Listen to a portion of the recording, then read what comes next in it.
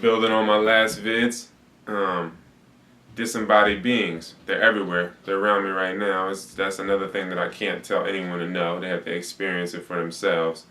But people will call photons eye floaties or whatever the things falling from the sky. But you also have disembodied beings that you could see.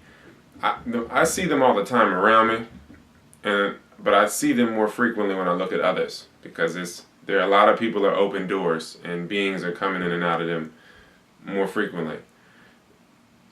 Only way I can really express this is if somebody has already seen a photon or what you're calling an eye floaty, looking like a clear ball in the sky that's falling, or some of them look like they're dancing in the sky. It's a really subtle thing, People they're so dense they don't see the subtle realm of this life or the metaphysical. Some might not be able to see it at all. But what I'm saying is, if you see like a cluster of these photons, that is likely a disembodied being. If it looks like 3 or 4 of those and they don't fall the same, it doesn't fall the same as a singular photon would. And the reason that is because everything that's involved in this physical realm has to have a physical layer to it. So say your grandmother dies and you go into her room and you still feel her presence. Because she's still there, it's a physical element to her that's still there. It's just less dense. So that's what we're seeing when we see these clusters.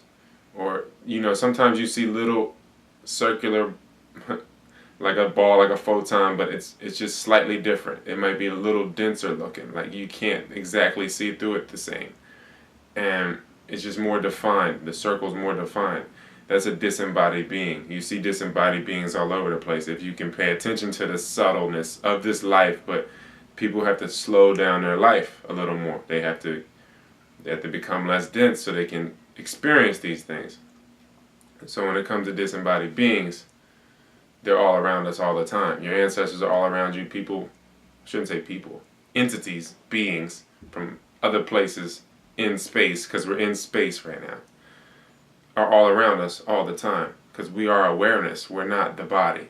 We're the subject, not the object. I don't know how much I can stress that, but disembodied beings are constantly around us, and they are basically just will. Will is something immeasurable, but to come into this physical level, this layer, and even dabble in it, you have to have a physical element about you. And when we see disembodied beings that are at a very low density, moving about space, you have to understand what's going on there. You have to, you can see them and how they can easily go in. Somebody with an opening in their body, whether it's a wound or just they're open in all other ways. If it's an opening there, or if they're going to be able to move about so freely. I mean, they're disembodied, so they can.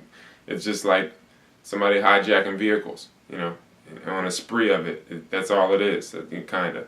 But not all of them are out to do wrong. It's just that know that they're always around you. The metaphysical, it may seem very subtle or like it's not there, but it's very much there.